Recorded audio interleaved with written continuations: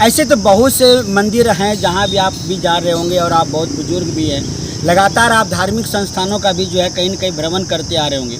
अधिकांश जगहों पर ऐसा देखा जाता है कि धर्म संस्था जहाँ भी है वह एक धन उगाही का साधन बनता जा रहा है। क्या ऐसा है कि यह भी मंदिर कल दिन धन उगाही का माध्यम बनेगा? नहीं सर, ऐसा कभी सपने में भी नहीं सोचे।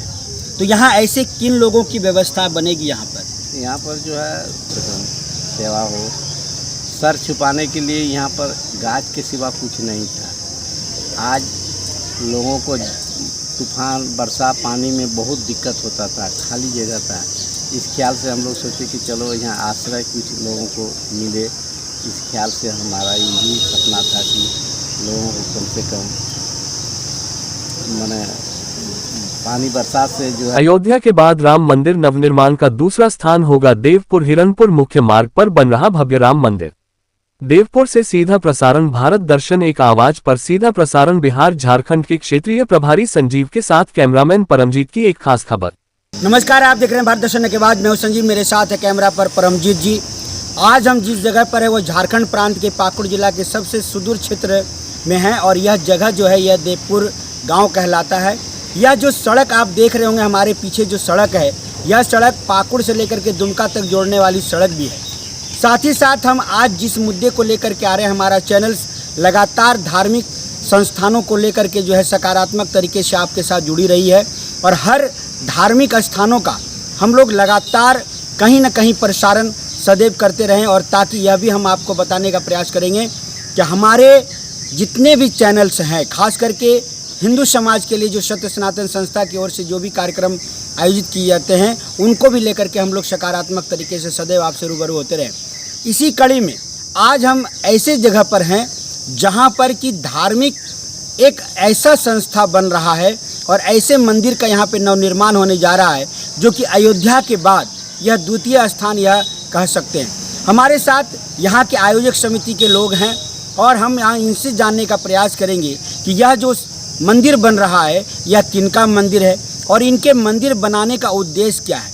कहीं ऐसा तो नहीं कि धार्मिक संस्थान के नाम पर या धार्मिक मंदिरों के नाम पर अवैध उगाही का जो सिलसिला चलता आ रहा है, कहीं ऐसा तो नहीं है कि यह भी मंदिर बनने के बाद कहीं ना कहीं यह धन उगाही का साधन बनेगा। साथ ही साथ हम यह भी कहना चाहेंगे कि बहुत से साधु संतों का लगातार हम लोग चैनलों पर देखते आ रहे हैं कि धर्म के नाम पर कहीं न कहीं धन उगाही का कार्यक्रम भी चलता आ रहा है। इसलिए आज सत्य सनातन संस्था के जितने भी लोग हैं कहीं न कहीं धूमिल भी होते जा रहे हैं। इसी कड़ी में सबसे पहले इनका परिचय लेंगे और इनसे जानने का प्रयास करेंगे कि आखिर इनके इस मंदिर बनाने का प्रमुख उद्देश्य क्या है और इनको इस मंदिर बनाने की प्रेरणा कहाँ से मिली। चलिए सबसे पहले लेते हैं इनका परिचय, फिर आगे की इनसे लंबी बातचीत होगी। क्या शुभ नाम है आपका? रामचंद्र साहा। चलिए, इस मंदिर को बनाने का आपका मुख्य उद्देश्य क्या है? महावीर जी के सामने सोचे कि श्री राम जी का मंदिर हो जी। इस ख्याल से इस पर हम ध्यान दिए जी। और लगातार प्रयास किए कि भाई राम जी का भी मंदिर हो जाए सामने में। जी। ऐसे तो बहुत से मंदिर हैं जहाँ भी आप भी जा रहे होंगे और आप बहुत बुजुर्ग भी हैं। लगातार आप धार्मिक संस्थानों का भी जो है कहीं न कहीं भ्रमण करते आ रहे होंगे। अधिकांश जगहों पर ऐसा देखा जाता है कि धर्म संस्था जहाँ भी है वह एक धन उगाही का साधन बनता जा रहा है। क्या ऐसा है कि यह भी मंदिर कल दिन धन उगाही का माध्यम बनेगा? नहीं सर, ऐसा कभी सपने में भी नहीं सोचे। तो यहाँ ऐसे किन लोगों की व्यवस्था बनेगी यहाँ पर? यहाँ पर जो है जैसे कोई भी आदमी बाहर से आए, भूखा प्यासा ना रहे, शाम के टाइम में कम से कम नीम करोली महाराज का जो है भंडारा चलता है, इसमें उनका कम से कम सेवा हो। सर छुपाने के लिए यहाँ पर गाज के सिवा कुछ नहीं था। आज लोगों को तूफान बरसा पानी में बहुत दिक्कत होता था, खाली जगह था। इस ख्याल से हम लोग सोचे कि चलो यहाँ आश्रय कुछ लोगों को मिले। इस ख्याल से हमारा यही सपना था कि लोगों को कम से कम माने पानी बरसात से जो है बचाव हो, यही सपना था और इसी के लेके प्रयास में है। यह जो मंदिर है, इस मंदिर में किन लोगों का अनुदान है? क्या ये सिर्फ आपके सौजन्य से बन रहा है या यहाँ के समाज के लोगों का सहयोग है? सारे लोगों के सहयोग से ही बन रहा है। मेरा कोई औकात नहीं है कि हम इतना बड़ा मंदिर को हम बना सकते हैं। सारे लोगों का सेवा और काम जो काम प्रगति को देखते हुए लोगों का जो है हमारा हौसला को बढ़ाते जा रहे हैं और हम नवनिर्माण में प्रगति बढ़ाते जा रहे हैं। यहाँ पे जो मंदिर निर्माण के लिए जो भी आपके पास अनुदान आ रहा है, जो धन आ रहा है, उसका क्या माध्यम आपने बनाया है? हमने लोगों को बोले कि भाई ये मंदिर जो है इसका कार्यक्रम थोड़ा लंबा है, इसलिए आप एक बार देने से कोई काम नहीं होगा, आप खाता खोलिए। हम महावीर मंदिर में खाता खुलवाए हैं और थोड़ा थोड़ा करके आप लोग सहयोग कीजिए और उसी सहयोग से मेरा भी काम होते रहे और आपका भी जो है आपका भी अमाउंट जो है थोड़ा थोड़ा जमा होते होते लास्ट में आपका जो है वो जो क्या आप अकाउंट जमा होगा वो आपका शिलापट में जो है स्पष्ट दिखाई देगा। अच्छा, यहाँ पर राम मंदिर के अलावे भी किन्हीं का, राम जी के अलावे भी किन्हीं की प्रतिमा बैठेगी? राम लक्ष्मण सीता महावीर जी का तो रहेंगे ही जी, साथ में नीचे जो है हमारा जो है राम जी के जो भक्त हैं, जैसे महर्षि में ही परमहंस नीम करोली महाराज और बहुत सारे जो उनके भक्त हैं और देशभक्त का भी जो है तो साधु संतों का भी यहाँ पर सबका रहेगा। साधु संतों का जो है आगमन होता ही रहता है, उनका भोजन पानी सारा व्यवस्था मंदिर कमेटी करेगी। अच्छा, एक सवाल हमारा यह भी है कि आप राम जी का मंदिर तो बहुत ऊंचा सड़क से लंबा आप बनवा रहे हैं, लेकिन आपके सामने में जो अभी उनके भक्तजन का जो मंदिर है, हनुमान जी का जो मंदिर है, वो काफ़ी नीचे हो चुका है और आने वाले दिनों में जो सड़क की स्थिति है वो दिन प्रतिदिन ऊंचा ही होते जा रहा है। तो लेकर के आगामी दिनों में क्या योजना है उनको? इसके लिए भी हम लोग जीर्णोद्धार के लिए भी हम लोग सोचे हुए हैं कि इनका थोड़ा सा काम पूरा हो जाए, इसके बाद ऊपर जो है उनके लिए भी प्रयास कर रहे हैं कि उसका भी जो है स्थान ऊँचा हो। चलिए, एक सवाल हमारा यह भी है कि जो आपका यह योजना है, यह कुल कितने रुपए का यह योजना है आपका?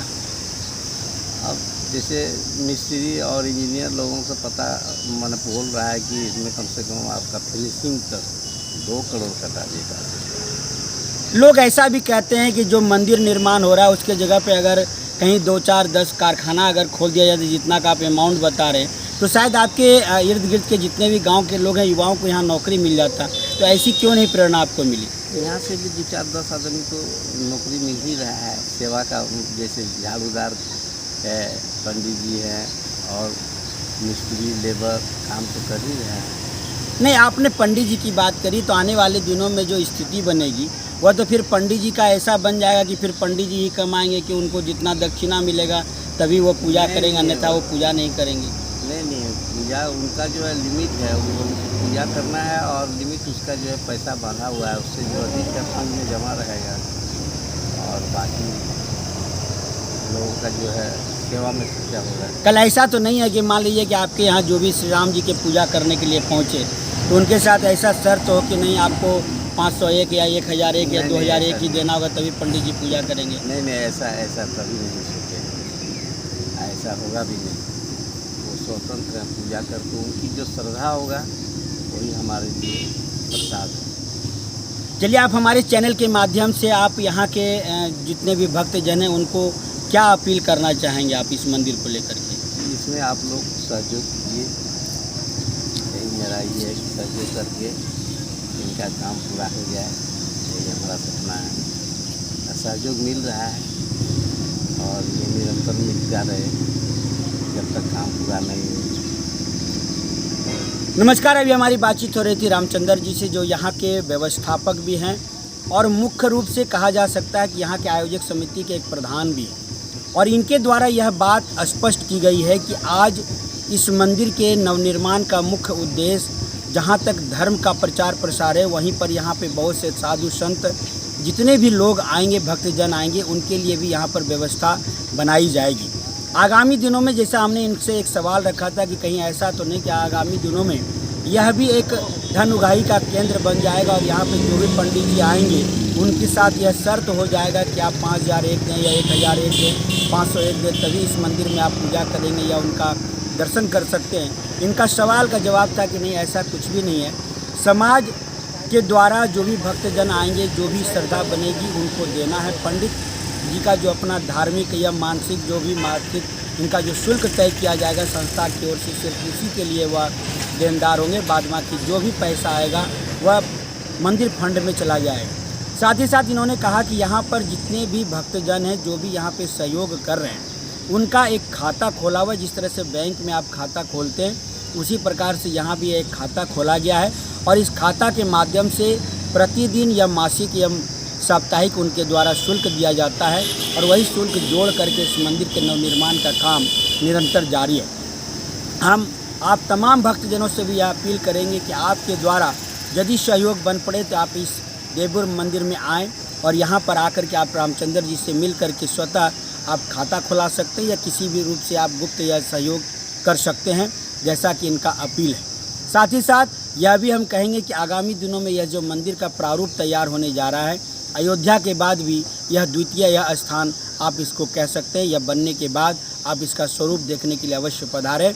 और यह आपको एक बार हम अवगत करा दें कि झारखंड प्रांत के पाकुड़ जिला में है। पाकुड़ जिला मुख्यालय से महज ये 7 किलोमीटर समथिंग यह दूरी है, 7 से 10 किलोमीटर के दूरी में है। और यह जो मार्ग है यह पाकुड़ से लेकर के दुमका और देवघर तक को जोड़ने वाली भी सड़क है। चलिए आगामी दिनों में क्या व्यवस्थाएं रहेंगी, हम इस पर भी लगातार प्रकाश डालते रहेंगे और हमारा चैनल सदैव सकारात्मक तरीके से रूबरू होती रही है और सदैव सकारात्मक तरीके से हर धार्मिक संस्थानों का भी प्रचार प्रसार करती रही है।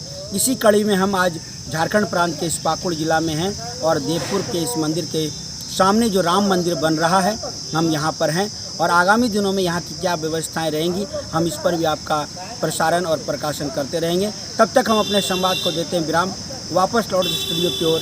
नमस्कार, धन्यवाद।